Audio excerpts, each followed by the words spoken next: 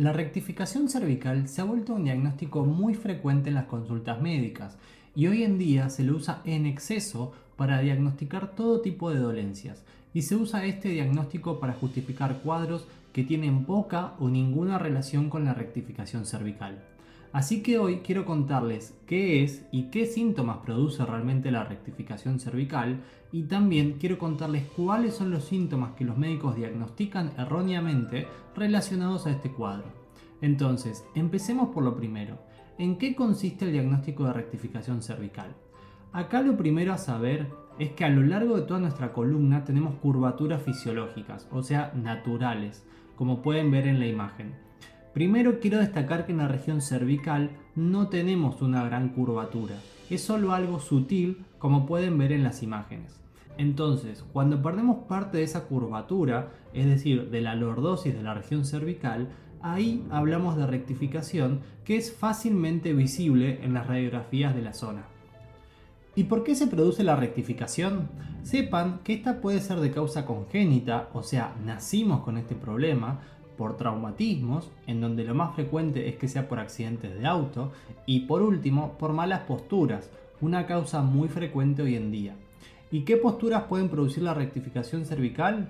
En general está asociado a las posturas de flexión sostenida o forzada de la cabeza, como por ejemplo tener que agachar o flexionar la cabeza para ver la computadora o el teléfono celular.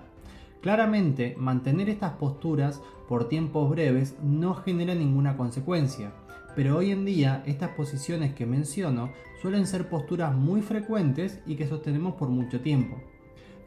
Ahora bien, supongamos que ya tenemos la rectificación cervical.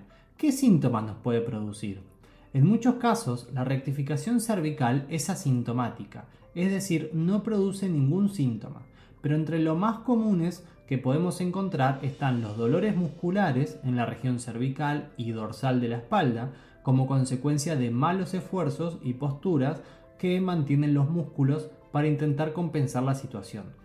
En relación con esto, es frecuente la aparición de contracturas a repetición en los músculos trapecio, esternocleidomastoideo y en el músculo angular de la escápula principalmente.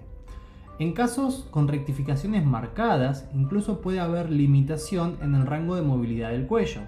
Y todos estos síntomas de contracturas y dolores musculares pueden estar asociados a cefaleas. Y los dolores de cabeza que se pueden producir a causa de estos son las cefaleas tensionales, también la contractura puede gatillar episodios de migraña y por último, también a través del trapecio pasa un nervio llamado el nervio de Arnold o nervio occipital mayor.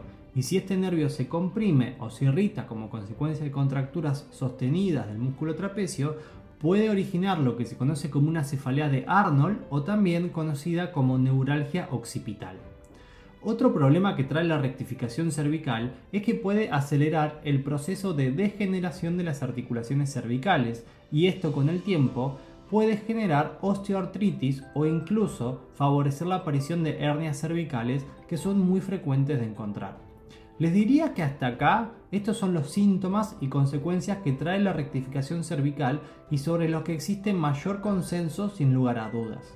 Entonces, ahora sí veamos cuándo la rectificación cervical se usa erróneamente para diagnosticar síntomas que poco tienen que ver con este cuadro. El primero que quiero mencionar es cuando se utiliza este cuadro para diagnosticar trastornos sensitivos y hormigueos en manos o en ciertas zonas de los brazos. Es cierto que, como dije antes, la rectificación cervical puede favorecer la aparición de hernias discales, y estas hernias generan a su vez la compresión de algunos nervios y como consecuencia de estas compresiones podemos tener mayormente trastornos sensitivos y en ocasiones incluso debilidad en algunos músculos. Ahora bien, el problema es que para que el diagnóstico sea correcto se deben dar algunas condiciones. Obviamente, que tengamos la rectificación cervical y que por algún método diagnóstico, el más común sería una resonancia magnética de cuello, corroboremos la presencia de una hernia.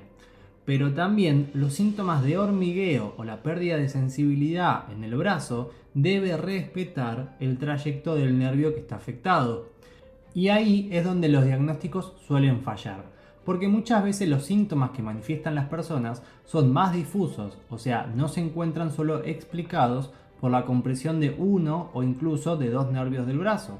Pero aún así los médicos, de forma bastante sencilla, simplemente le atribuyen la causa de esos síntomas a una rectificación cervical. Y es probable que, insisto, el diagnóstico no sea adecuado. Por ejemplo, en el canal van a encontrar el video de los síntomas que produce el déficit de vitamina B12 y que en ocasiones las alteraciones sensitivas pueden tener más que ver con ese tipo de diagnósticos que con una rectificación cervical. Por eso, no se olviden de suscribirse al canal y activar la campana de notificaciones. El segundo síntoma muy frecuentemente atribuido a la rectificación cervical son los mareos y vértigos. Como en el caso anterior, existen situaciones donde la rectificación cervical puede contribuir a agravar los síntomas o ser una causa gatillante de los mareos al generar contractura, esa contractura genera un episodio intenso de cefalea y en ese contexto que se presenten los mareos. Pero la rectificación no sería estrictamente la responsable de los mareos, es decir, más claro, la rectificación cervical no es diagnóstico causante de mareos o vértigos y denme 2 minutos que les explico el porqué. Primero que nada, en la mayoría de las personas, la rectificación cervical es un cuadro crónico. Con esto quiero decir que muchas personas no realizan la rehabilitación muscular y postural para revertir el diagnóstico, sino que podríamos decir que es un cuadro que los acompaña a lo largo de la vida. Ahora bien, en general, los mareos que los médicos diagnostican por rectificación cervical suelen aparecer, mejorar, luego se van y más adelante regresan, es decir, son fluctuantes y transitorios, pero no el cuadro que supuestamente los origina. A mi modo de ver, primer gran problema de este diagnóstico, es decir, una causa permanente, pero mejorable, y síntomas que son fluctuantes o transitorios. Ahora bien, también sepan que nuestro equilibrio depende principalmente de la información que llega a nuestra vista, de la información que provee nuestro sistema vestibular, que está en el oído y que cuando giramos la cabeza en cualquier dirección nos dice en qué posición nos encontramos respecto al resto de los objetos, y por último, la tercera pata de este sistema es algo que se conoce como propiocepción, que es básicamente la información que nos llega a través de los nervios sensitivos de los brazos y piernas, pero también de todo nuestro cuerpo y articulaciones, y que nos informa en qué posición se encuentra cada parte de nuestro cuerpo en el espacio. Toda esta información proveniente de estos tres grandes sistemas se procesa en el cerebro, pero principalmente en el cerebelo, y si todo funciona correctamente, tendremos un buen equilibrio. Ahora bien, la rectificación cervical no afecta a la vista, tampoco afecta al sistema vestibular o la propiocepción y tampoco afecta al cerebelo. Entonces, la rectificación cervical no va a afectar los sistemas principales que en caso de fallar pueden generar cuadros de mareos. De ahí que eso es otro motivo por el que la rectificación cervical no es un diagnóstico que justifique la presencia de mareos o vértigos. Pero aún me falta una tercera razón. Pero antes de ver cuál es, no se olviden de suscribirse al canal y dejarnos su like. Entonces, retomando, muchos médicos y kinesiólogos lo que dicen es que los mareos producidos por la rectificación cervical son consecuencias de menor irrigación sanguínea. Veamos este punto un poco más en detalle. En la región cervical tenemos 4 grandes arterias que proveen de irrigación a todo el cuello, la cabeza y obviamente al cerebro y cerebelo. Estas arterias son las arterias carótidas, que están ubicadas en la parte delantera del cuello, y también las arterias vertebrales, que componen lo que se conoce como circuito posterior. Como se pueden imaginar, el cuerpo es sabio, y lo primero que busca es garantizar el flujo sanguíneo en todo el cuerpo, pero especialmente al cerebro, que es altamente dependiente de este flujo sanguíneo. Por ende, las arterias carótidas no son susceptibles de ser comprimidas o que su flujo se vea disminuido en caso de una contractura cervical o incluso de una pérdida de la curvatura del cuello. ¿Y qué ocurre con las arterias vertebrales, a las que se les suele echar la culpa en estos casos? Acá es interesante que la mayor parte de su trayecto lo hacen a través de los agujeros transversos de las vértebras cervicales.